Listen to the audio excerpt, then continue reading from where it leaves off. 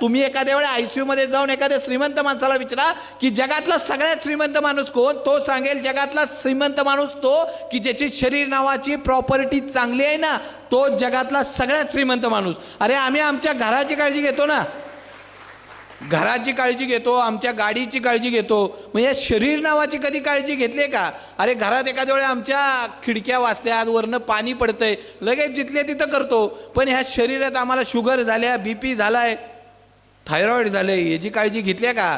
जर घर आमचं डगबगायला आलं असेल, घर वाजत असेल, घर जुनं झालं असेल, तर त्या घरात आम्ही पण राहणार नाही, नवीन घरात राहू. अरे जी गाडी वाजत्या त्या गाडीत आम्हीही जाणार नाही ना. मग तुमच्या या शरीर नावाच्या घरात तुमचा आत्मा तरी कसं राहील? ते म्हणाल ह्याला शुगर आहे, BP आहे, थायरॉइड आहे, मी निघालो माझ्याकडे ठिकाणी. मित्रांनो नाही राहणार. हे वाटतंय ना शरीर, ह्याच्यासाठी जगा, नाहीतर उद्या 4 दिवस वाढवून मिळावे म्हणून आयुष्यभर कमवलेले पैसे घालावे लागतील, हे लक्षात घ्या. मित्रांनो आयुष्यात ते पैसे काय कामाचे की जे आमच्या उपयोगालाच येत नाहीत. जर आम्ही आमचे हातपाय चालवू शकत नाही, आमचा मेंदू चालवू शकत नाही, आणि माझ्या बँकेत माझे कोट्यावधी रुपये आहेत, काय कामाचे आपल्या? मित्रांनो हे आहे ना, जगून घ्या आज.